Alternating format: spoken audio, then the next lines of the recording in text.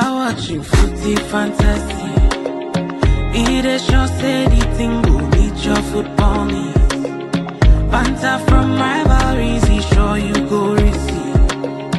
From EPL to Champions League, your eyes go see. It's Footy Fantasy. You're watching Footy Fantasy. Footy Fantasy. It is your steady thing, go meet your football need. Your football need. Banter from rivalries, he sure you go receive. Sure you go receive. From EPL to Champions League, your eyes go see. Your eyes go see. It's Footy Fantasy. Footy Fantasy.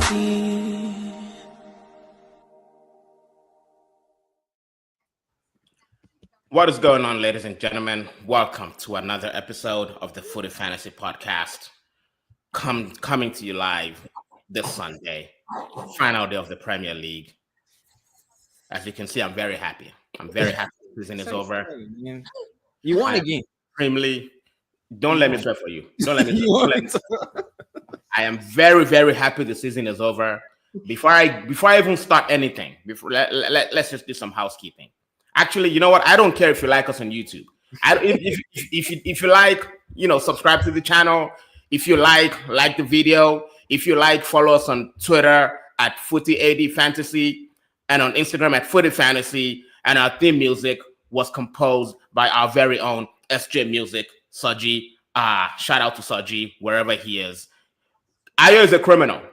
Ayo, wherever you are a criminal for making me host this podcast on this rubbish Sunday. On Sundays, what do we say? We usually say this is the day that the Lord has made. Brother, I don't know if the Lord made this day, bro. I don't know if this is the day that this is the most horrible Sunday I've had this. This is the most horrible, and I have that one in blue on the top right corner. I don't know. Winning from laughing from showing every corner of his teeth. Of his mouth to us, bro. Hey, Asha, all I want, just give me my Sancho money, okay? Just run me my Sancho money. But anyway, welcome, Asha. Congratulations on making top 4. How are you feeling? Oh, actually, I forgot to tell you. Because you guys went to the Europa League final with Mason Mount, you guys, I think you guys got 5.3 million. Or some amount. Oh yeah, man! You guys are getting 3 million. Yeah. Get him out of here. Get him out of here. Get him out of here, bro. Get him out of here.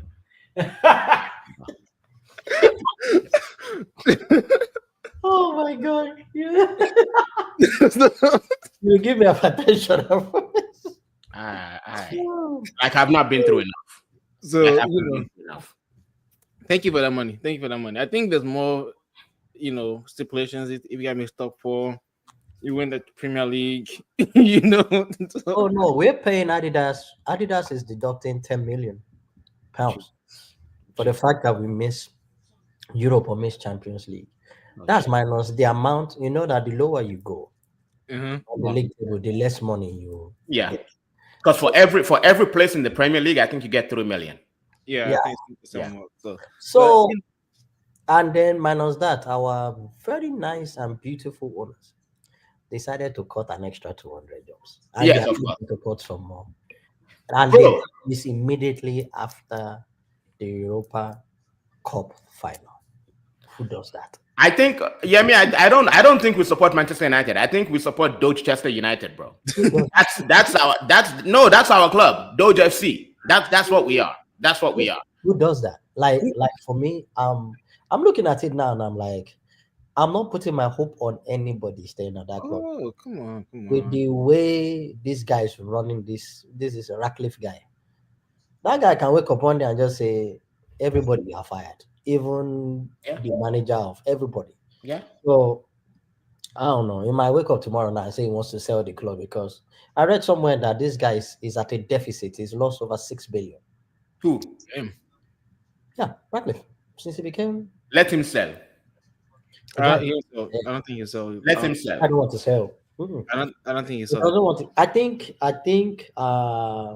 the Glazers have say on that, to be honest. But I think whether Ratcliffe sells, this guy is here. I think the Glazers have. This prick here. Wow. It's Sunday. The amount of course was used Guy, this was the man. afternoon. This guy with his passenger. This fucking. All right, look at it. Look at him. Look at him. Just look at him. Look at him. Look at his face. Look at his face. Instead of you to concentrate on driving. Instead of you to concentrate on driving. It looks like Adebayo's jersey. I think it might be. Anyway. What's happening, boy?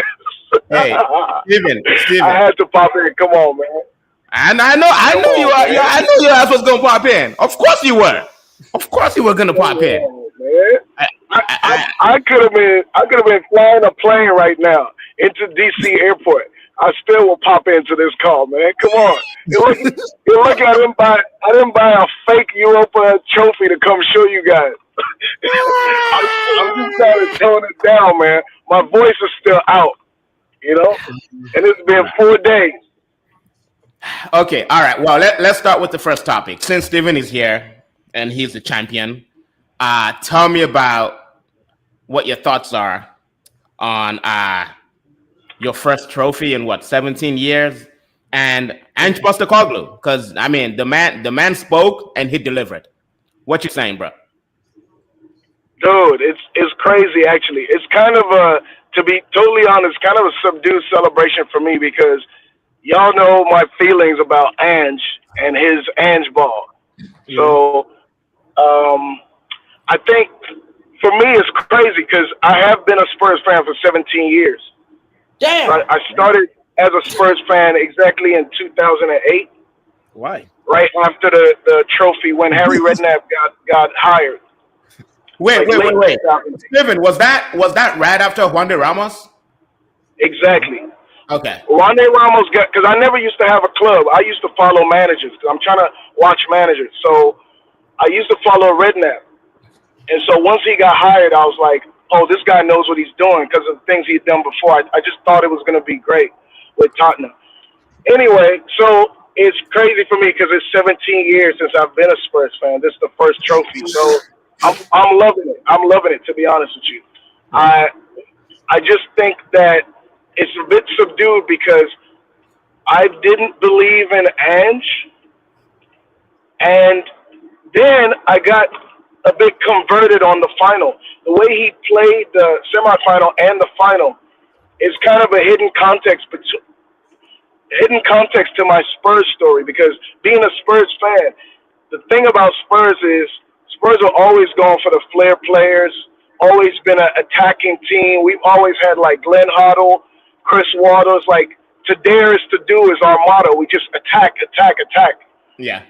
And I've always felt that we need to have a more pragmatic style, like be able to sometimes park the bus when it's necessary. If you're playing Plymouth or whatever, or you're playing Bournemouth, yeah, you can attack. But if you're going to play Liverpool, you got to be smart.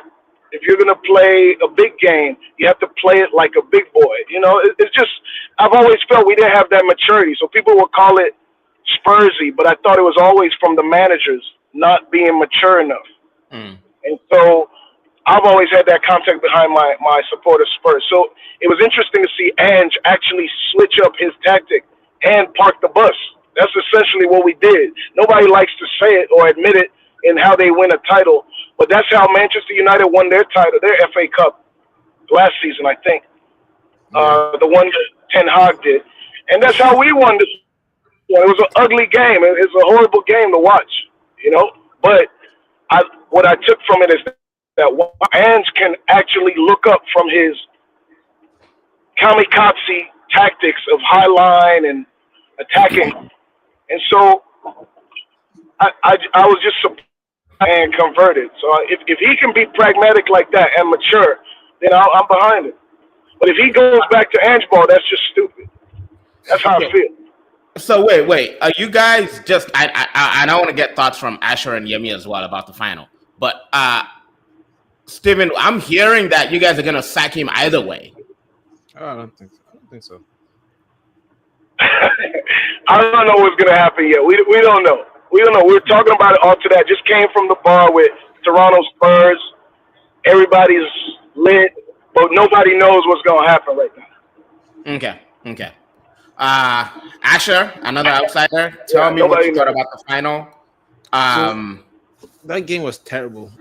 Honestly, it was from a third person perspective, it was terrible to watch. It was terrible. Yeah. It was it was probably worse than our final against Bayern. No, our final against Bayern was bad, but no, you guys one were just terrible. I was just like, what is? You couldn't tell any formation tactics. It was just like even the goal was like I was like, is that a goal? I was like, oh, it's a goal.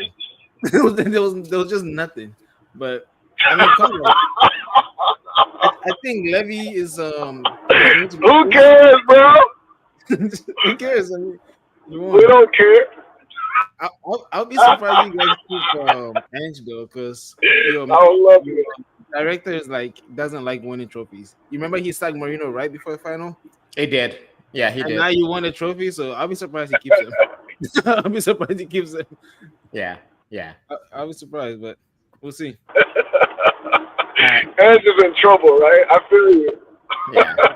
Get me what you're Ange saying, won bro. a trophy. He's about to get sent. What am I saying? That's probably one of the worst football matches I have seen. So no, I'm serious. Like I sat down there and I saw.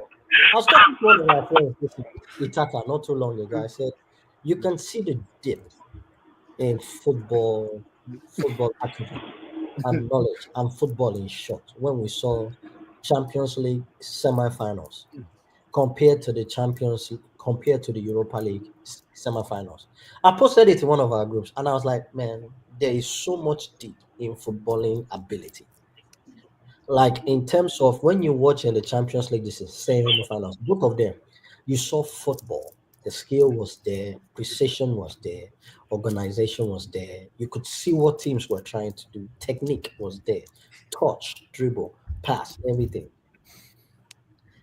That Europa League semi-final, not to talk of the final, man. That final, man, I couldn't understand why not one of those teams could string 3, 4 passes together without donating it to the opponent. It's like it says 1, 2, 3, and they say, please open it. The ball, please. We've passed three. But I mean that is a kudos to Ange because he was like more he's like listen, I'm more stickler to what they believe football should be in their head, tactics, systems, whatever. But man, the greatest of coaches would always adapt. Nobody says throw away your style and your system and your philosophy. But what he did is commendable. A lot of people didn't talk about the fact that they didn't have no Kulusevski, they didn't have no Madison. He benched Song, the captain of the team. Yeah. And what he did was, I'm going to put three rugged midfielders in that place to mash up work, blood, thunder, lightning football. And I'm going to put runners up and get Richarlison to double up on Ahmad whenever Ahmad gets the ball. Ahmad had joy about 10 minutes into the game. After the 15th minute, Postecoglou just made a change. You just saw Richarlison just doubling up on Ahmad. That's where our football died. Yep. We died a gradual, very painful death. And this kudos to your coach that did what was necessary. A system and a style here and winning a championship here. His ego here and saying, I need to win this championship for the team. He left his ego. He didn't let himself be bigger than the occasion that was happening. He did what he needed to do. You guys won. You guys probably £100 million richer.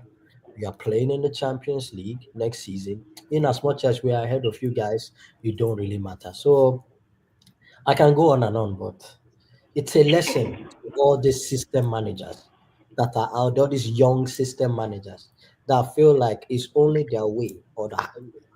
That's a coach that showed at the time when adaptability was Yeah. needed. He did it and won. Yeah. I'm gonna take some comments before I share my thoughts. Ayo says, "Welcome, dear gentlemen. Thank you, Ayo. Thanks for joining us in the comments." Um, and I think he's talking to He's talking to you, Steven. Says so. So is Ange your greatest manager ever? Henry goes. You want me to answer that for real, or you just going? Well, yeah, he's Ange your greatest for you. He's Ange your greatest manager ever. Hell no! Come on, man. No, no. Of course not. Of course not. In the last 20 years, right? Okay, how about in your lifetime, Steven? How about in your lifetime, Steven? In my lifetime, for Spurs, yes, the greatest manager I've seen. Wow. In terms of what I appreciate about managing, see, I think managing is about bringing people together to solve a puzzle.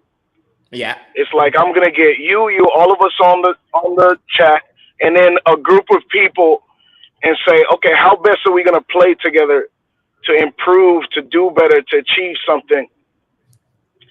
And the greatest transition I saw from a team of nothing to a great football, incredible football, was under Redknapp. I still say that the progression we made under Redknapp.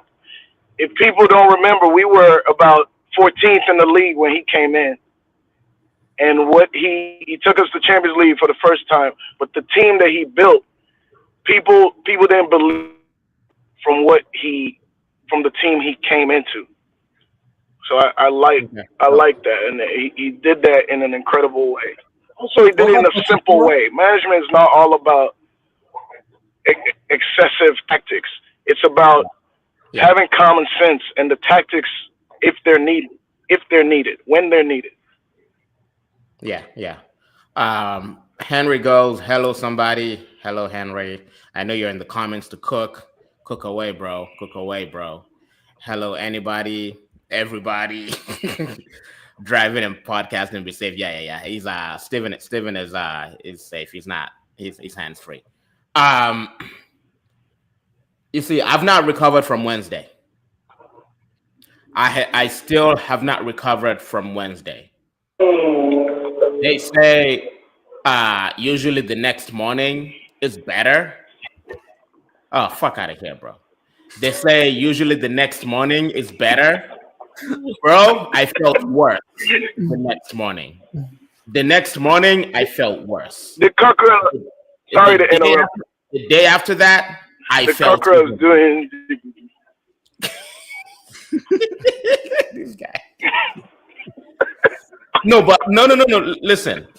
You see when people talk about Ruben Amorim, when they talk about Ruben Amorim, and they talk about how he doesn't have his players, and about how he deserves a transfer window, my reaction is, brother, in life, you work for what you deserve. I don't care what it is that you deserve. You have to work for it. He deserves the transfer window based on what? Based on what, bro? Let me since it's Sunday, let me take you back to the Bible. Let me take you back to the parable of the talents. Parable of the talents. The master gave one person 5 talents. He gave the other person 3 talents. He gave the last one 1 talent.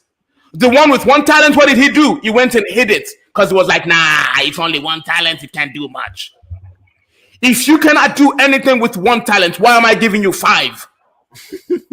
If you cannot coach this group of players, if this is the best you can do with these people, why am I giving you a transfer window? You see this guy, the Portuguese Gary Neville. You see this Portuguese Gary Neville, huh? This man knows how to talk. That's all he knows how to do. He's a sweet talker, bro. He's a great, bro. I should call this guy Martin Luther King because he gives great speeches. Swear to God. This man is gingering people with his speeches, and like fucking crackheads, all of them are cheering. All of them are applauding this guy, talking about we go again next season. There should be no next season for you, bro. There should be no next season for this guy. Eric Ten Hag, Yemi, I'm going to ask you a question as a United fan. Wednesday night, you put Eric Ten Hag in the manager dugout. Are we winning that game? Possibly. I don't like to talk about ball like that. Brother, answer the question yes or no. Yes. Are we looking better than we did on Wednesday night with Eric Ten Hag? Yes, we do. Yes, we do. I hate Eric. Brother, I hate that man. That man, wherever he goes, I hope he continues to get high on his own weed, on his own product. Let me chip in here, if you don't mind. Let me chip in here. Oh, So that man. you don't get us cancelled on this podcast because we are getting your No. I'm not done cooking. I'm not done cooking, bro. I just lit up the stove. The oil is not hot yet. The oil is not even hot yet. You see this crackhead. You see this quiet. Kwame has been quiet since Wednesday. Bro, listen. You see Wednesday night. You know what's crazy? Wednesday night I couldn't sleep. I didn't sleep on Wednesday night. I couldn't sleep, and I had to walk Thursday morning. Thursday I was unproductive because I was still hungover emotionally from Wednesday night. Right? So this weekend was the first time that I've had to even calm down. And then I watched the disgusting show that they put up today again. You won. You see, brother, don't let me nod you. Don't let me nod you. You see what this man is doing. When people say when I ask what are this man brought, they're talking about oh, we're holding the ball more. Is this a gay club that we are talking about holding the ball? Why do you put so much? Why do you put so much emphasis on holding the ball, bro? What are you talking about? Foreplay FC, no penetration. I don't care how much foreplay you do. If there is no penetration, you cannot make any babies, bro. This man cannot make babies. I wonder if he has any children. I swear to God, this guy is not a coach, he's a choir director. Side to side to side to side. Bro, I do not care. Look, I'm telling you right now, I hope I am wrong, but I know I'm not. I am never wrong, bro. This man has been on fraud watch since February. This man has been on fraud watch since, and it was my fault. When he came in, I was telling people, I was telling crackheads, like my own brother, if you're in the chat, you know yourself, bro. You are a crackhead. This man was telling me I want him to the truth. I told him that no, I'm giving him 6 months. I'm giving him 6 months. I'm giving him until the end of the season. I am not getting carried away. But guess what? Me, like the crackhead that I am, like the sheep that I am, I also got carried away. And I started to believe in this guy. Burn this guy, bro. Let him get the fuck, bro. They should have left him in Bilbao. Bilbao is not far from Portugal. He could have walked. He could have taken an Uber. This man could have taken an Uber back to Lisbon. You see what's going to happen? This summer, they're going to back him. They're going to give him money. He's going to bring his own players. Before 2025 is over, Amorim will not be at Manchester United any longer. And then we'll rinse and repeat the cycle. You see, what do we talk about? What do we say about Ange? Oh, Ange Bostic, we're always mentoring this guy. High line for life, mate. High line FC, blah, blah, blah, blah, blah. When it came to a final, what did he do? He coached. I don't care what kind of philosophy you play. I don't care what kind of manager you are. I don't care what kind of players you have. What do you have to do as a coach? You fucking coach, bro. You fucking coach. When you get to a final, you coach those players. You put your own fingerprint on the players and on the match, and you win it. And Postecoglou, this guy, bro, this guy's line is so high. He's probably with Ten Hag smoking weed, bro. I swear to God. This man got to a final and he's like, you know what? My own best player, my captain, I'm going to bench him. This man played a mid block in fact, at some point he was playing a low block. And playing a low block. He said, you know what? Give Manchester United the ball because they don't know what to do with it. They don't know what to do with the ball. He gave us the ball, and what did we do? Choir director. Left, right, left, right. That's it. That is it. And you're telling me to believe in this guy. Listen, Manchester United fans, you guys better wake up. Manchester United fans, we're like Nigerian churchgoers. We're always looking for the next miracle. He will turn it around. What is he going to turn around? What is he going to turn around? Bro, if we don't sack this guy tomorrow, I swear to God, this club is done. It's done. It's over. I need somebody else to talk because I'm tired, bro. I mean, hold on. You're overreacting. It's not done. I do believe that y'all should sack him, but you're not done if you don't sack him. I mean, really? We'll continue. Let me pause you there 1 second. It's not that bad because. Let me tell you why it's done. Listen. If you sack him early, you have the benefit of not throwing money away, which they might throw away if you keep him. But even then, if you keep him, I mean, there's still you have more years to suck. Dude, you've only sucked for 12 years. I swear I hate Relax, bro. You've only sucked for 12 years. I hate this guy. All right? Don't act like you. I hate this guy. Get out of here, bro. I swear I hate this guy. Fuck off, bro. Nah, this man. Let me say something. Your real problem is a lack of patience. Okay? When you suck for 17 years, 18 years, 19 years, go ask Forrest. Don't look at me. I'm not talking about us. We didn't suck for 17 years. But go look at somebody like Forrest that dropped down. Your problem is patience. You just got to have patience. You're still in a 2013 mindset. Dude, drop that, man. Ferguson's gone. Yemi, can you talk? Please? It's okay. Yemi, can you talk? Right? I'm going to mute this guy. Yemi, can you He has talk? earned the right to talk because he's the champion. You give him, he has earned the right to talk. No. Listen. Listen, I know you can show your armpits, but you cannot show you can't just be showing your mouth anyhow, bro. No. I'm serious. Look at even the emotion you're talking with is because you're still thinking of yourself as a champion. You need to let that go, or this emotion is going to get the better of you. I'm telling you. You think it's a joke though, but you need to let this go. You need to let this go, bro. Like, why are you so mad? He's You're right. 16 in the league. Why are you so mad? He's right. You gotta with where you are. Come to terms with it. Okay. You have to understand that you guys have been like basically since Ferguson. Like this is it. Let me put a nail on the coffee. So he's gonna stay, and if anything, he has been found out in the league. Period. He won his second game since January. He has had 7 league wins since he came in. You can't tell me your players, not your players, not your players, because we have Moyes. We have this in the Pereira that coach Wolverhampton. Yes. We have Crystal Palace coaches. We have Graham Potter. They didn't have their players. They didn't buy anybody. But they came and hit the ground running. Now, I am not sitting down here saying, I'm just saying, like, if this is an orientation, he's failed in this orientation. 36% winning percentage. You mean 26? Oh, my bad. 26% win percentage is not good for any coach that coaches at the top club.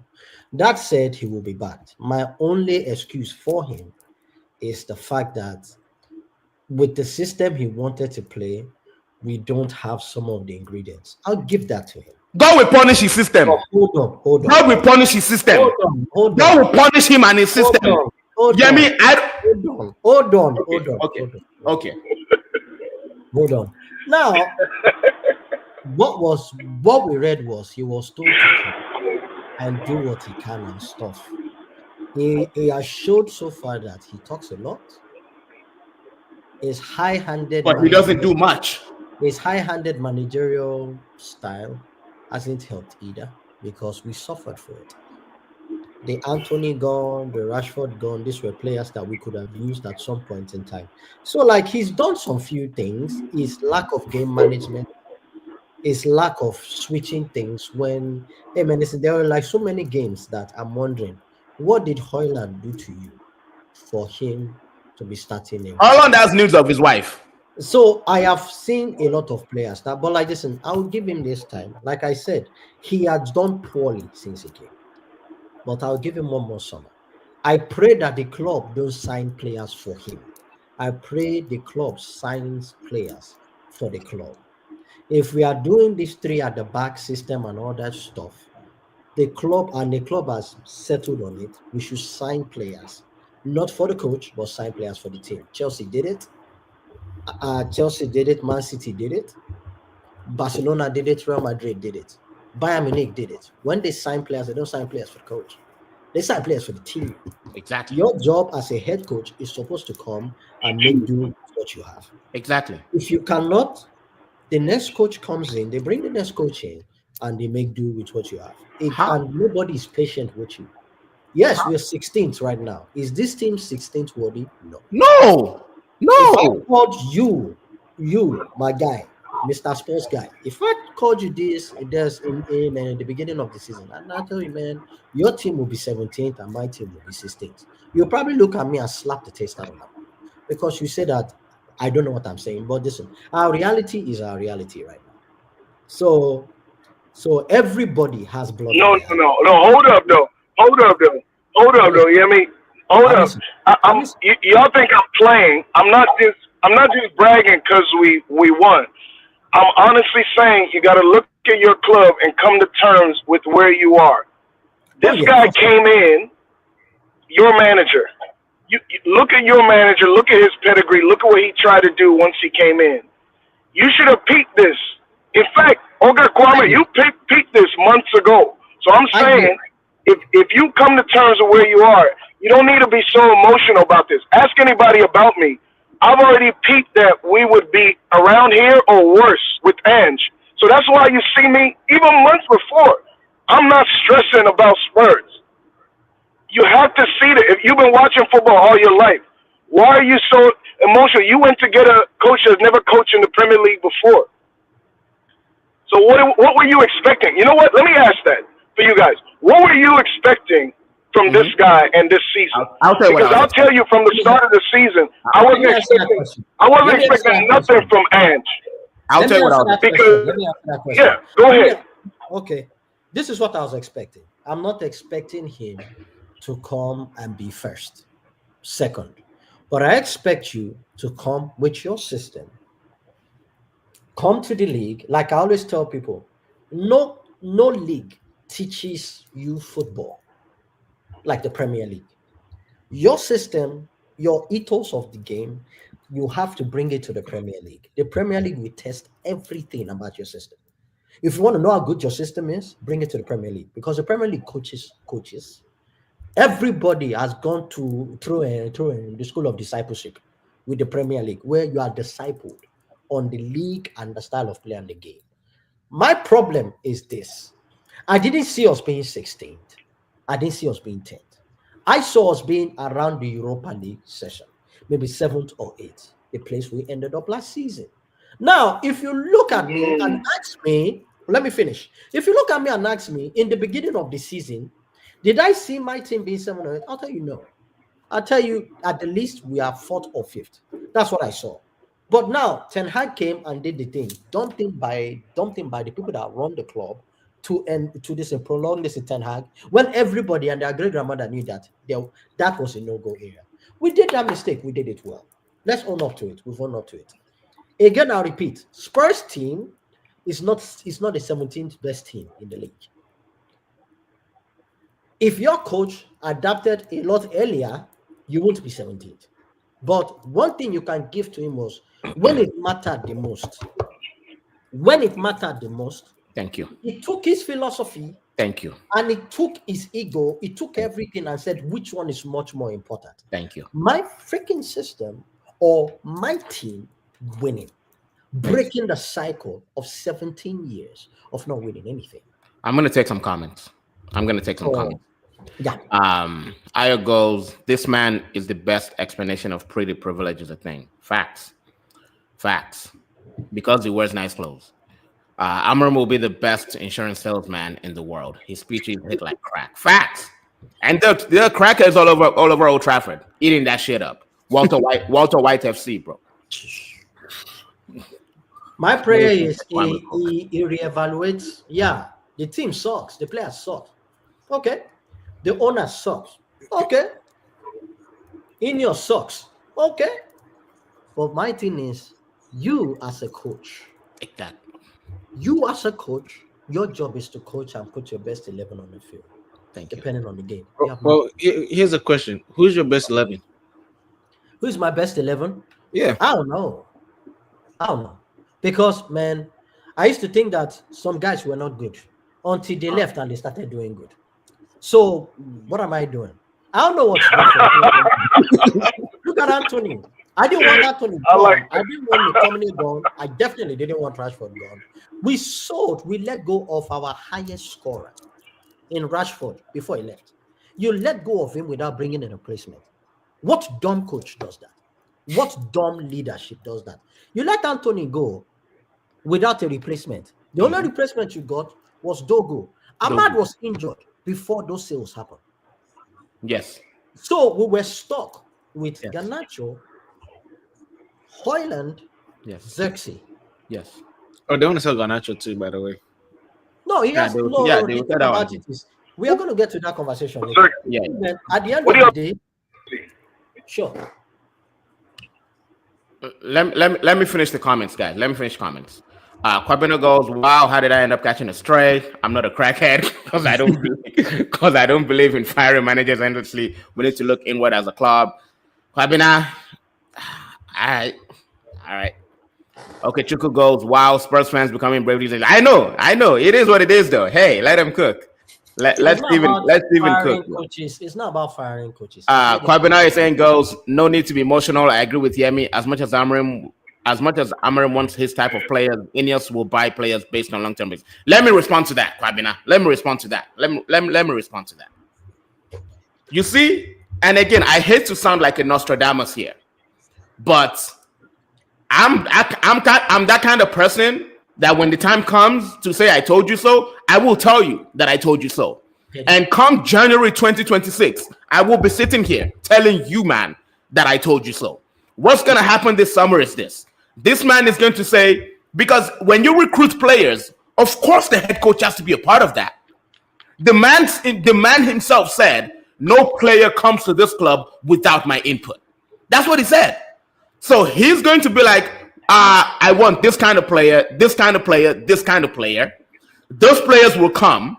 Season will start. Oh, by the way, we're going to be playing one game a week, right? One game a week. And even after all that one game a week, guess what? This man will be number 15 by game week 7. What if he's higher? He will be sitting number 16 by game week 7. And then we sack him. We sack him by Thanksgiving or Christmas, right? We sack him. And then we bring a replacement. And guess what? The rebuild that we need to do with this replacement will be much more difficult than the rebuild we needed to do after Ten Hag left. Why? Because the 3-4-3 system is not a popular system. The 3-4-3 system is not a system that is ubiquitous in football. Very few coaches use that system. So what we're going to, the excuse we're going to have for the next manager is this. Look, I write these movies every season. I know how these things end. The excuse we're going to have for the next manager is this. Oh, we are coming from a 3-4-3 system. These coaches don't know how to play anything but 3-4-3. Now Amorim is gone. He needs his own players. The cycle of he needs his own players will continue forever and ever.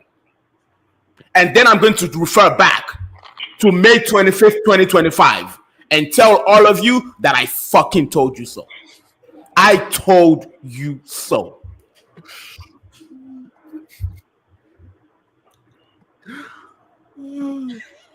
I think on that point, on the 3-4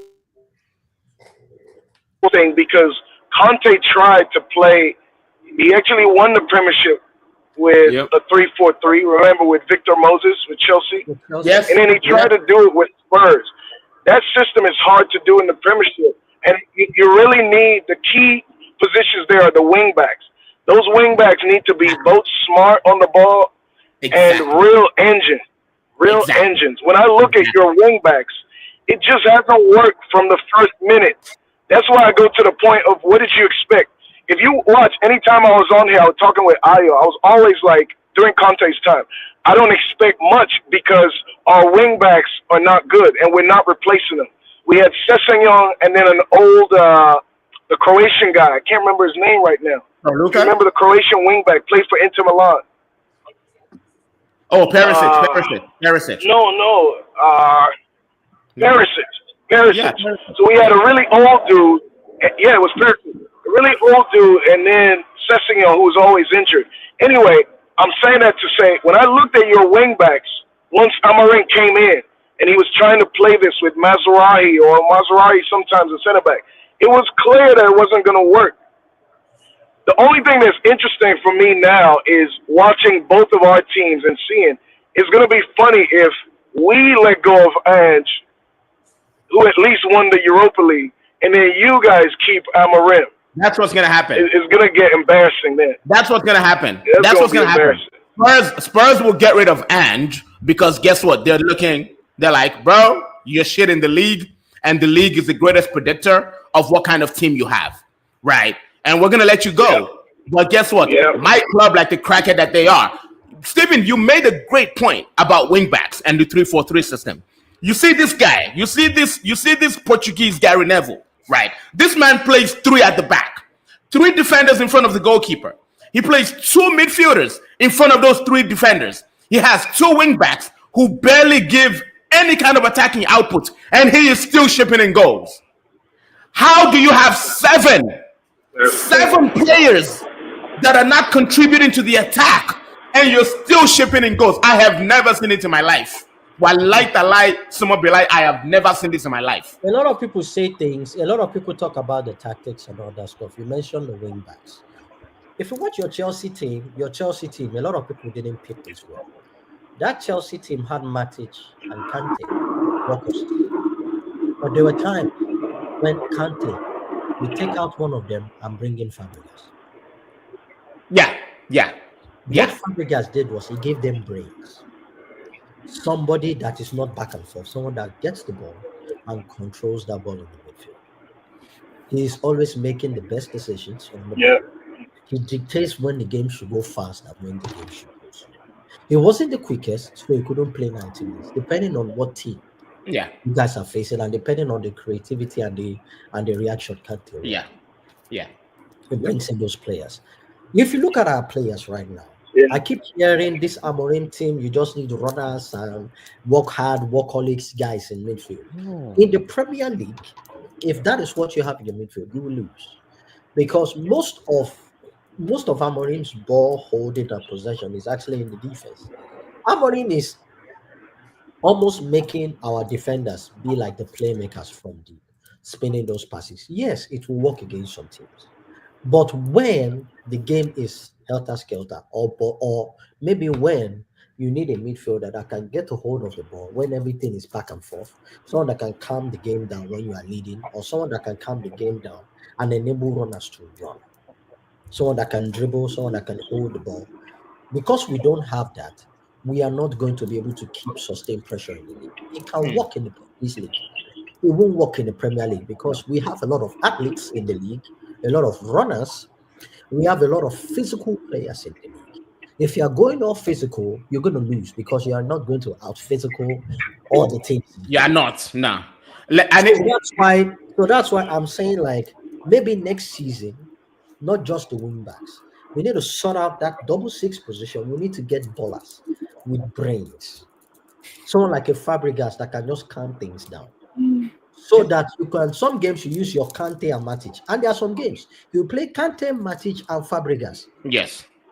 Yeah. And we need a striker too, bro. I'm tired of that Danish Benjani, bro. I'm tired of that Danish Benjani up top. We need a right wing back.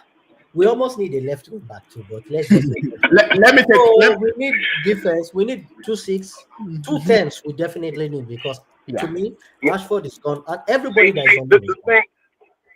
And then we need strikers. Yeah. The thing about that system is that system puts the ball in the hands or at the feet of the wingbacks most of the game. So most of the time they're handling the ball, they're making the decisions. So you really need them to be sharp. And listen, you're not gonna find wingbacks that are generational every so often. No. So you got Victor Moses, who had a great time because he was young. He was also an attacker. You need genius wingbacks to do that system. And that's where the coaching comes in. You got to come in and look at a team. I want to play 3-4-3. But when I look at this team, do I have wingbacks that can do this? Or are they defenders, regular defenders? I don't want to put the ball in their hands. At the end of the day, the basic of the game is who's going to have control of the ball most of the time? Old school coaching, you just let your best players have control of the ball most of the game. And you devise a system that makes that. But So if you're devising the ball in the control of some of your worst players, that's always going to lead to disaster. That's just what happened. So I hope you guys get rid of Amorim, honestly. I don't think it's guys. Anywhere. We need to move on from this topic, but let me just take comments real quick. Because we're 45 minutes in and we've only covered one topic. Henry goes, United are going to play thin and will rely on academy players. Bakudi, I don't know what that means. Aya goes 40 minutes in and just one topic covered. I thought you said this was going to be the quickest podcast ever. I did, but I was filming. Call it work. Let's move on to the next topic, which is like the final 5 Champions League teams, which are Liverpool, Arsenal, Manchester City, Chelsea, and who? Newcastle? Yeah, Asher, tell me what you're thinking, because you're over there grinning, bro. So, from as a representative of the top 4, since there are no other representatives on here,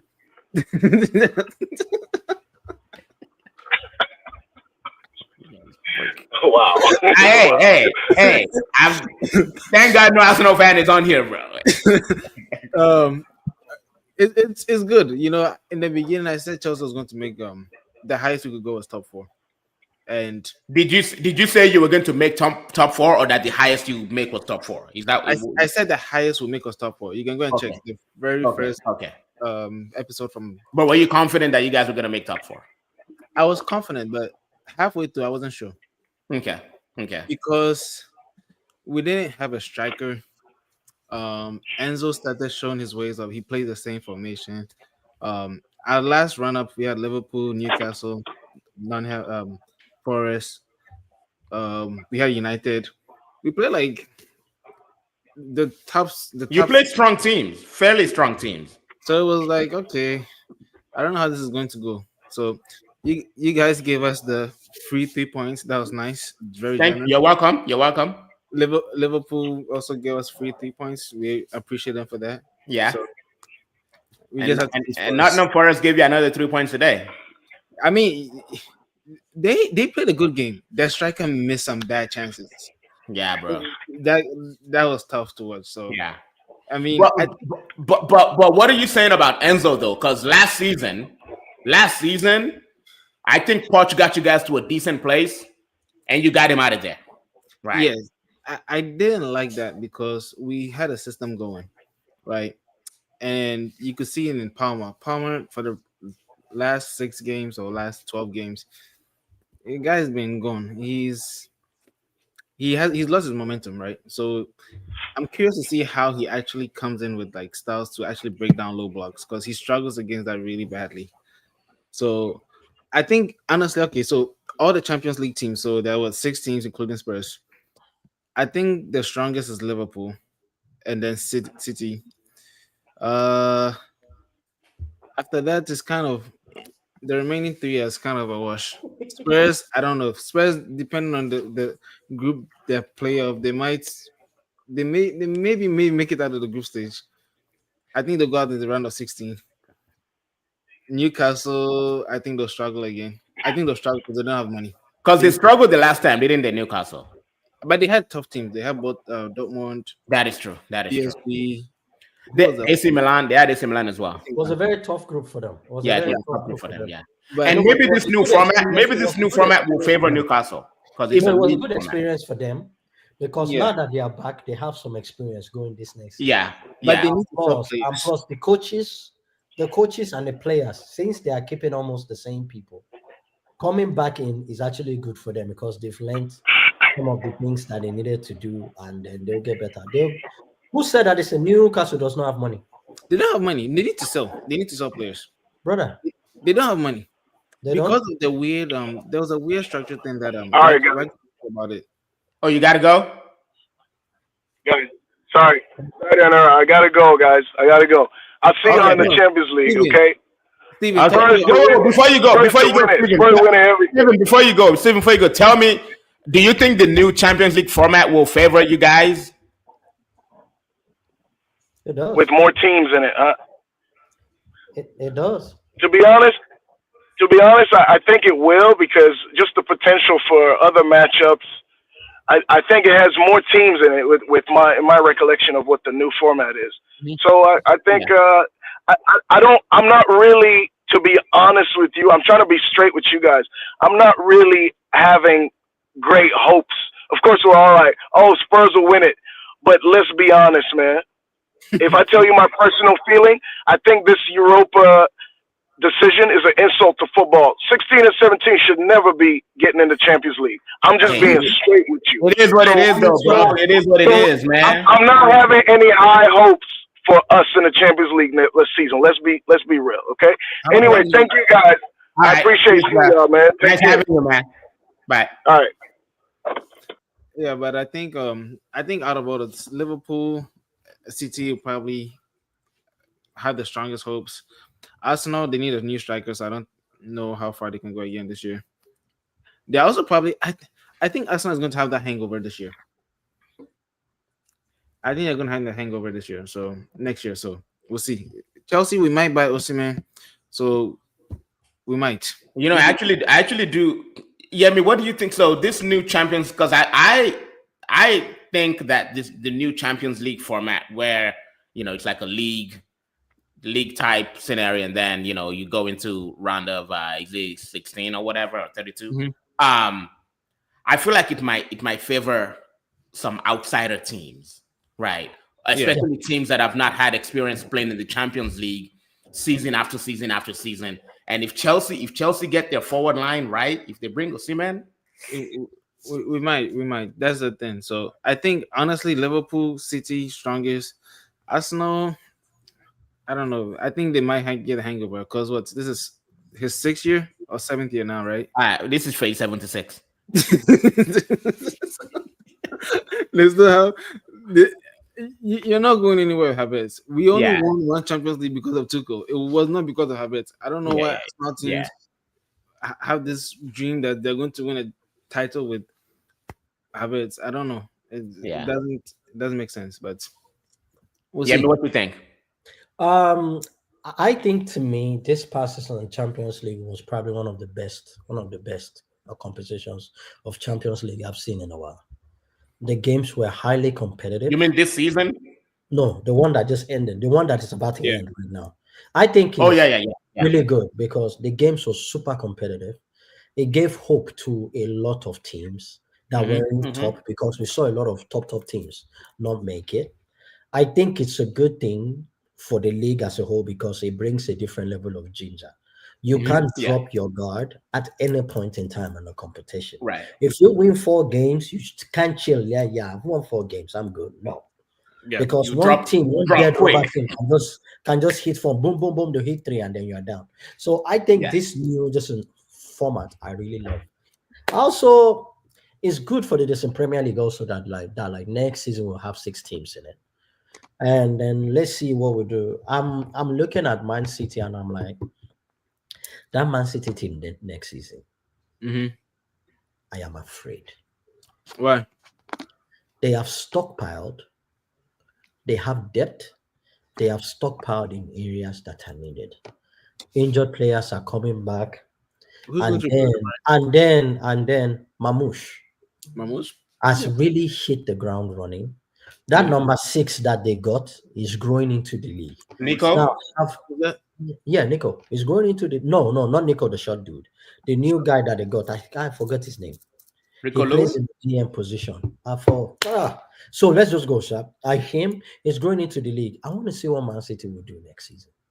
Because what I'm beginning to see is that Pep has started building his team from this January window. He did.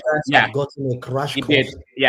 From January. So come next season, they'll have a preseason with these guys and they should be running.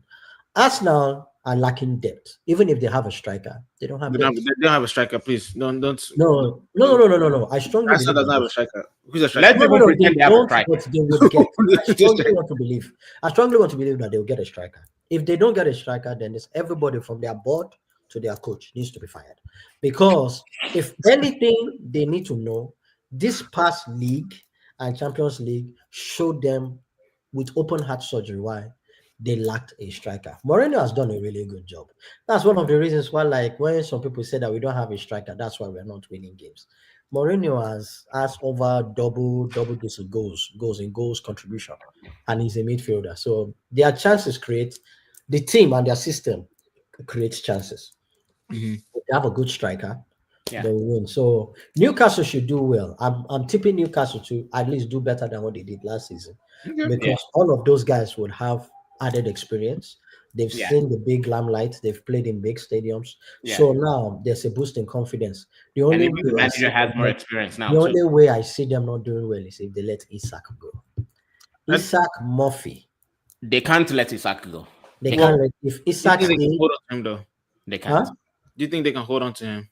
I don't know. The good thing about Newcastle is that they have money because they have rich owners. They are rich, but they're not rich. Yeah, I understand that, but like, let's just say if Isak stays, listen, they can make things work. Chelsea sold their hotel to themselves. Chelsea sold the hotel back to themselves. Trust me. Accountants can make magic work. So listen, Chelsea too should be fine. I think if Chelsea gets a striker and sort out their leadership in the defensive part of the field, goalkeeper too, because you guys missed Silva. The defender, the Brazilian guy. The way you guys miss him, I can't begin to explain that to you. When he left, your defense became a shambles. Hopefully, they'll get an experienced head up in that defense. You fix your goalkeeping issue and get your striker. Now, let me take some comments. There have been a lot of comments flying in, and then we'll go to the next topic. Sure. Aya goes, Asha with that stick talk. Hey, I mean, he's earned it. Henry goes, Spurs have been spurred. Lies. Here we go, Hanger. Right. I'm not sure what Henry was talking about. Henry goes from a botched team that doesn't from a botched team that has doesn't 1.7 billion. Oh, I don't know. I think he's talking about that has spent 1.7 billion in 2 years. Maybe that's what he's trying to say. Who's that? He's maybe Chelsea. I don't know. Chelsea? Yeah. He said spent. Sergio goes phase 76 is wild shot. Hey, look, they'll be on phase 82 by the time next season ends. Henry goes, you guys have the freaking nerve to crack jokes. Brother, your club is jokes, bro. Just because your club is jokes, Mr. BNFC, bro. What are you talking about? We're so good. Best Champions League, absolutely. Yes, format has been great. Yeah, I agree with that. Sergio goes, why not crack jokes for 76 and Gunners will never see any meaningful trophy or even find ourselves? Exactly. Like, bro, I can't imagine a season where Arteta is, building murals for his set piece coach. He can't show armpits. You still can't show armpits, bro. You're like this. Now so you beat. Now say the waka go. Get out of here, bro. Henry goes, it makes you stay competitive. Where is your team now, Sergi? Hey, Sergi and Henry are going. I think this one actually real competitive video go. Not to we continue. Okay, all right. You guys get a room. Okay, UCL final preview. We're gonna do this one quickly. What you guys think? PSG versus Inter Milan. I want PSG to win. Asha, talk to me. I want PSG to win. It will be the year of the underdogs. Okay. Well, I still Liverpool, but it'll be the year of the underdogs. So PSG, which is funny, right? Because Mbappe leaves them. Mbappe gets knocked out, and then they win the Champions League. Yes. That to me is like one of the funniest stories I've ever seen. They won the Champions League without the Galacticos that Al Khalifi was trying to build. Because remember when he came in, he wanted this Real Madrid style Galactico team with the Messi and the Neymar and the rest of those people. And look at God, he's winning it with regular ballers. Because football is simple, bro. Just get people who can play. That's it. Just get people who can play and get them to play together and a coach that can make them play together. That's it. Joao Neves, Vitinha, Fabian Ruiz, ballers. That's all you need, bro. That is all you need. You don't need fanfare. You don't need celebrities on the pitch. Nah, you just need ballers. Desiree Doué. Bro, man was at Rennes last season. Nobody knew about this guy. Came in, boom.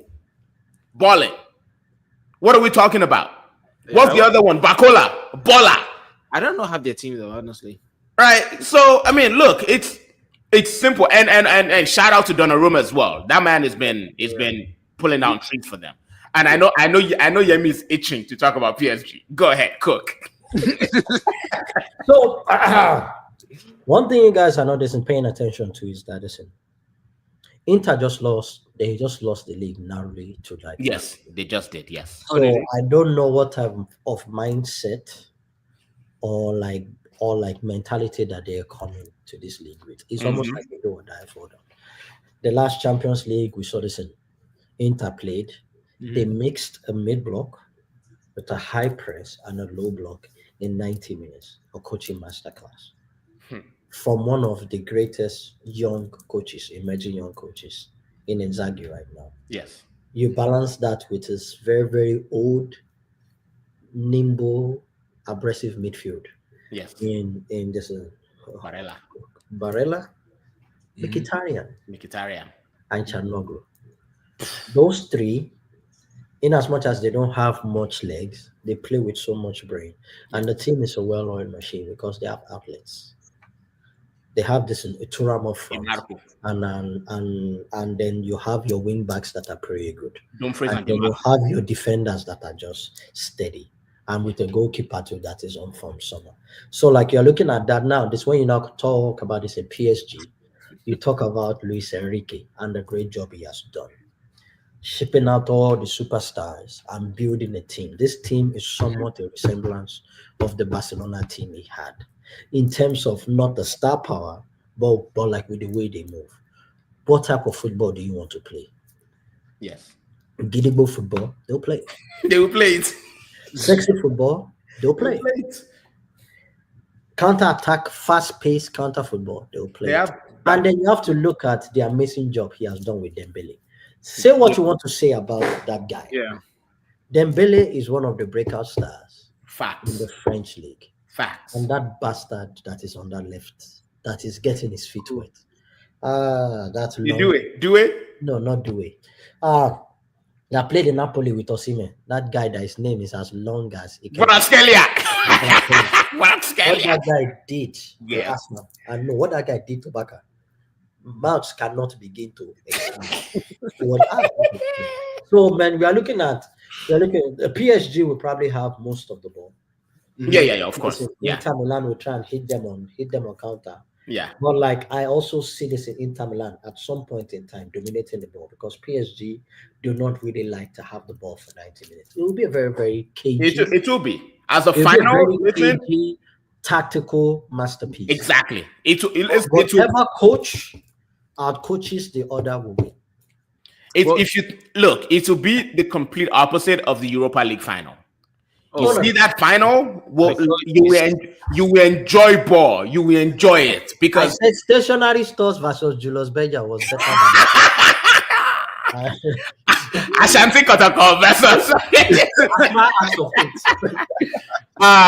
So Jig in the comment goes, Henry, has he signed champions of Europe? You'll never sing that. You'll never sing that. You'll never sing that. Champions of Europe. Henry will never sing that. But he goes, is Boy Rapino Ebola? Let's leave Boy Rapino alone for now. I have no comments about Boy Rapino. Just so you know, Boy Rapino is Garnacho. That's what we call him. Okay, EPL combined 11 / team of the season. We're gonna run through this very quickly. Yemi, you want to start us off? How about this? How about we just do like you start with goalkeeper, and then we can say whether we agree, and then next person goes with right back, and we just keep going. So goalkeeper, who's your goalkeeper, Yemi? I hate this, but it's Martinez, man. Emi Martinez. Martinez. Okay, I want to say Marcels. Marcels is a good shout. Yeah, Emi Martinez, because at big games, this guy is not just a good goalkeeper. His charisma. Yes. The guy is very and the shithousery as well. The shithousery. Yeah. He's good with ball from his feet. He can throw well. He shot stop. So that's what I have as my goalkeeper. Okay. My right back is Munoz from Crystal Palace. I hear that. Yes, I'll take that. My left back is a toss-up between Kirkes and Robinson. I pick Kirkes. Robertson from who? Kirkes from Bournemouth. I'll take that. Okay. I'll take that. I'll take Kirkes. No, man, my two center backs, I'm playing a 4-2-3. Yeah, I'm surprised you didn't put Aït-Nouri. Nori, yeah. But I feel, yeah. The top three. If I'm doing top Okay. but I'm still doing this in Kirkes. Because I know you like Nouri die. I like Nori, but this I'm not a biased person. If you're not really Yeah. I hear and it. then winning also matters too. It does. So man, a center back. I know Van Dijk is one. It's a toss-up now between Saliba and this Hoytson, the young defender that plays for Bournemouth. Yeah. Toss-up. In midfield, none of the any honorable mentions from Nottingham Forest. The center back, right? Yeah. I know. Okay. I know at right back. I mean, like the center back pairing of Nottingham Forest. Like, what's that guy's name? The Brazilian kid. Oh, I know the boy you're talking about. That muscular dude. Yeah. He's good, but man, Van Dijk. Yeah. I hear that. I hear that. Class. So, but honorable mention. Let's go to the midfield. Tillemans. Midfield, you have to take one of the Nottingham Forest guys. I think midfield. They don't make my team. Sorry, but yeah, really? You can bring in yours. Tillemans for me. I have to put in Tillemans. I have been superly impressed. With what this guy has done for the team. Yeah. And then it's now between Rice and Caicedo for the partnership with Tillemans. Whichever one you pick is good. On the right of attack, it has to be Salah. Okay. Yeah, it has to be Salah. Yeah. On the left, this one is going to be debate worthy. Semenyo. For Semenyo from Bournemouth. Yeah. The Ghanaian kid. Yeah. Now my attack is Isak. Okay. Okay. I hear that. The number 10 is where we will have a serious problem. Who? Because since he came to this league, he has been nothing but mashing up work. Let me unveil Mamouche for you. But he's a left winger, isn't he? No, it's number 10. He can I'm not taking that, Yemi. No, so that's mine. I'm not taking that. So that's mine. You didn't whine? No, I'm saying Mamouche. Mamouche? I am seeing what Mamouche is doing, not stats wise. I'm not even looking at his goals or stats. This guy was this. He just came now. No, he just came and he just came. Blaze just came.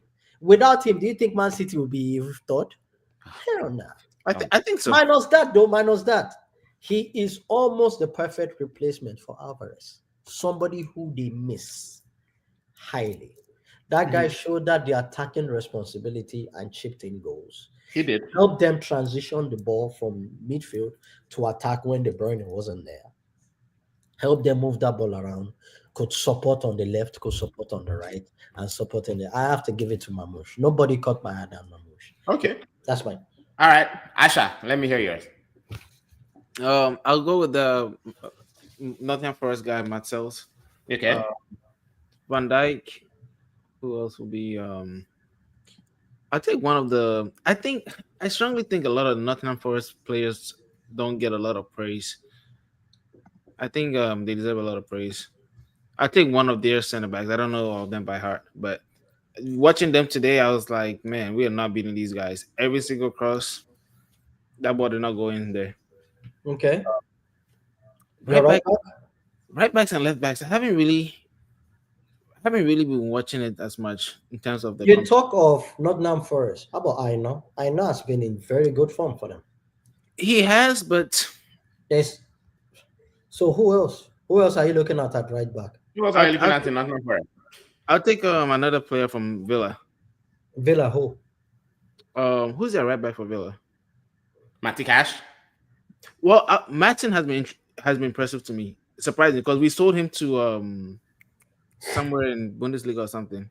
Okay. Then he came back, and he's no. I'm talking. You said the right back for Villa. Right back for Villa is Matty Cash. Matson is their left back.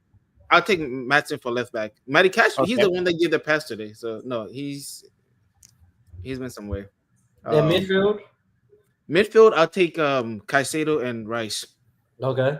I think if Arsenal hadn't been cheap and they had bought Caicedo to support Rice, dude, their midfield would have been impenetrable. Like they Yeah, would have but had. they spent 100 million on Rice. They couldn't have spent another 125 on Caicedo. To bench party. That's 200, a 10. 200 mil, 200 bench million Partey? midfield. That would have been a 200 10. million midfield for Ateta not to show armpit. Nah, To they're bench never Partey? going to do that. How about Partey? Exactly. Jollof Party my na guy, your mate. He's out of contract this year. Party Brother, Jollof na your is it mate. what? He's out of Without contract. Partey, you guys don't get to this Champions League semi-final. That's No. your controller in midfield. No. Without him, you guys play health. Watch when he's not playing in midfield. I mean, he's not he's not an Arsenal fan. He's not an Arsenal Okay, fan. okay. But I think if they had Caicedo and Rice, no chance. No chance for. No chance for other teams when it comes to that midfield because Rice can attack. Caicedo will happily sit back and will not go anywhere. But where is the creativity in midfield? Yeah, where's the creativity? Rice can create. Because now you are doing back and forth football without no. Yeah. Rice can create. No. Who is your pulse? Rice is not a creator. All right, Who is dictating the play? Rice is not dictating the play. Rice for Caicedo? For a number 10, who has been No, not a number 10. In most of the leagues that you're looking at and most of the teams right now, there's a reason why you guys can't let go of Enzo Fernandez, because Enzo Fernandez is the brain of the team. You need brains. Yeah, it's now Caicedo is not a Rodri. He's not. No, Yeah, he's not. So like every top team you see in the league, they have an architect. It's elements for. Look at Liverpool, Gravenberch. Put it away. No, not even Gravenberch. It could be It could be Gravenberch, could be Szoboszlai. It's McAllister. McAllister is the McAllister too. He's like you don't see what he. I think you can balance that right. Rice. Balance with what? If you had a Rice, Caicedo, and like a Fabregas number 10. You don't have a Fabregas. I know they don't have a Fabregas. I mean, okay, so who? No. Don't do apathetics. Just there's no Fabregas. There's no Fabregas. You can put De Bruyne in the number. Pate is the best. Pate is the best Fabregas type player they have in Arsenal. Talking about this season, you are talking hypothesis. No, we are talking about this team this season. They don't have Fabregas. They only have Odegaard. Odegaard as a 10. Do you see how many times he has disappeared in games? Yeah. So now, if you put Caicedo and Declan Rice, yes, you've been playing back and forth football. Where's the control coming from? Control is definitely not coming from Rice. And it's not coming from the defense. And it's not coming from the defense. It's not coming from the defense either. Where's your control coming from? Yeah, I don't know. So how do you sustain attacks? I don't know. They don't really have any good forward outside of Saka. That's so. Okay, well, they could play. What's that guy? The guy they bought. Martinelli. You could play that as a number 10. Martinelli as a number 10. You could play that as a number 10. No. If you want. I'm asking you for the pulse of the team. Wait. Okay, let's go through your 11. Okay. So what's your number? Who's your number 10 then? Who's your number 10? No, number 10. My number 10 for this year. Morgan Gibbs White.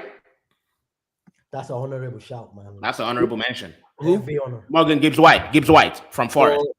Yeah, I'll go. Yeah, Gibbs White. Yeah. Morgan Gibbs White or Rogers? Oh, Morgan Rogers. Yeah. Morgan Rogers. I'll go Rogers because he's been Salah. Striker, I'll go with them. Isak has surprised me actually. Salah, Isak, and who on the left? Who's on the left? I'll put Mamouche on the left actually. Okay. When he played against us, I was like, he cooked. I can't remember who he played against. Was it James?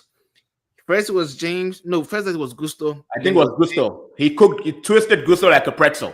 Okay, how about you, Jola? Do you have your mine would not be too far from what you guys have. Goalkeeper, I'm putting Maxwell's as goalkeeper. Okay. Right back, honestly, I'm going Munoz from Crystal Palace. Left back, I'm doing I like Aït-Nouri. Okay. I'm just gonna put him there. Center back, I have to put Saliba and Van Dijk. Saliba, Van Dijk, center back. Midfield, I want Caicedo in that midfield. I'll have Caicedo in the midfield. I'll have Gravenberch in the midfield. Then in front of them, I'll put Mamouche, honestly. Yeah, I know I was giving you grief about that, but I'll put either him. I want to put either him or Odegaard, but I'll put Mamush No. on the left. You know what? Honestly, I'm looking at Hudson Odoi, bro. Okay. I like Hudson Odoi in that left, Mohamed Salah on the right, and Isak in the middle. That's a lot of speed. That's nice. Yeah, That's a lot of speed. yeah. All right, let's move to the last topic. Last topic: your top 3 breakout stars in the top 5 leagues. I'm gonna be honest. When we mention the top 5 leagues, what leagues are we talking about? England, Spain, Italy, Germany, and France. Okay, I have that. You want me to run mine? So all right, go ahead, run yours because I don't have mine. So run yours. So for Spain, Lamine Yamal, because but if we don't want to use Lamine Yamal because he's Lamine Yamal, we can look at Pau Kubasi. Who's that? Is it Pau Kubasi is the defender for Barcelona. This dude broke out so badly this year. He represents Spain at the age of 17. He won some of the top defenders. So listen, let me take Lamine Yamal. Yeah. Julian Alvarez. Really? Breakout? Would you say he's a breakout star? Julian Alvarez has shown this is his first season at Atletico Madrid. Oh, he's at Atletico. He's one of the most celebrated forwards in Spain. With the way he has adjusted to Simeone's game, they don't create a lot of chances for him, but he scores crucial goals. Yeah. So he scores crucial goals and he's involved. Yeah. The third person, you may not like it. You may not like it, but I have to shout out Anthony. Who? Anthony. Okay. Yeah. Okay. I watch a lot of games that he played for Betis, and by God, that Anthony that we saw in Manchester United and the Anthony we saw in Betis, I think there was a Babalawo team that was running with Anthony at Manchester United. So that's honorable mention. Somebody else swear for us. Somebody don't swear for us. My God. Soul of two. I was gonna say that. I was gonna say soul of two. So now then, let's go to France. France, Desiree Doué. Brother. Desiree Doué, Warren, Zaire Emery. Midfield. Bastard. Third, Jola, you would love this. Mason Greenwood. I will love it. I love it. I just feel sad whenever I hear it. Dembele. You can throw Dembele in there. You can throw Dembele inside. In the English Premier League, 3 is the Hoyson guy. In Hoyson. He has to be there. Yeah. Morgan Rogers. That boy, Morgan Rogers, that one for me, young player of the season. And the third, I have to put Munoz. I did not know this dude was that good. Danny Munoz from Crystal Palace. Yeah, it was that good. Or maybe just for me, I was just wild. In Italy, let's go to Italy. You guys research, man. Pat McTominay. Oh yeah, I have to put him. Pat McTominay. One of the most influential players in Europe. Facts. Hands down. McTominay was the best midfielder in the Italian league. He was voted the best midfielder. He was. Wait, didn't he actually win player of the season? I think he won the player of the season, so you have to put him there. Retegui. Yeah. My third one, is not a breakout star, but every time I watch him, I'm in love. It's Bastoni. Bastoni. German League. Hugo Ekitike, Frankfurt. See that boy. Okay, I'm listening. Go ahead. Second is Olise, Bayern Munich. Yeah, Olise. Yeah. I have to, on that right, that guy has been putting people on toaster microwaves. Abdullah, assorted meat, roundabout with a nice cold cup of palm wine with flies on top of it. No, not the flies. And the last one comes from Bayern Munich too. I've been highly impressed with this midfielder, Vidovic. The ones that plays don't as know. a holding midfielder. I've been highly impressed. Now, listen, I didn't watch a lot of the lower teams, Yeah. but that's my 3. Okay. I don't have mine. But yeah, Yemi is the only football sicko that I know that watches football from every part of the world. Huh? So me, I watch football. I watch football for fun. I bet if I said give me breakout stars for Argentinian league, he will give it to me. He will give it to me. I know. I'll give it to you. I know. I watch football for fun. When I'm bored, I watch football. When I have nothing to do, I watch football. He watch football. When you're happy, you watch football. When you're sad, you watch football. I'm always right. When I'm sad, I watch football. So yeah. It's my life. So yeah. All right. Let me take one last comment. Kwabena goes, this bro looks disgusted at the mention of Anthony. I was disgusted. I don't know who he was talking. I don't know who Kwabena is talking to, but I'm not gonna lie, I was disgusted when he mentioned Anthony. All you need to do is watch him. Yeah, here's the question: do you want him to win? Huh? Hell yeah, absolutely. Hell yeah, I want Anthony to win. Yeah, I need money, bro. I need money. What are you talking about? I need money. Run me them peas, bro. Run me them peas. Anyway, guys, Asher, congratulations on your team getting into the Champions League. Congratulations on a great season. And I wish you no luck in the next season. Yeah, always nice for you to join. I always enjoy our football chats. Commiserations on a horrific season. Before you joined, I was telling Asher that I don't know anyone, and I want you to quickly tell me if you know anyone who is old enough to tell you that there's been a worse Manchester United season. There hasn't been any. Okay, all right. Not in the Premier League. Yeah. Okay. All right. Because I know a few older fans, and I don't think any of them, will tell me that, oh my God, in 1960. That's why I say this with all due honesty. From the owners to the players, they have blood on their hands. All of them. Nobody is exonerated from this. And every last one of them have to improve. Yeah. Every last one of them. Absolutely. Have to improve in their decision making and how they go with this rebuild. And I would say this, I never made it clear. Amorim should stay. I want to see what he will do next season. I keep saying by the beginning of next season, from friendly match, I am nitpicky. You know me, Jola. I know. I'll be super nitpicky. I know. On everything. I know. I am not going to hold back. I am going to be talking. Yeah. All right. Ladies and gentlemen, thank you for joining us in the chat. Soji, Kwabena, thanks for joining. Henry, Ayo, thank you guys for joining us. We shall see you next Sunday. Peace. Enjoy, people. All right.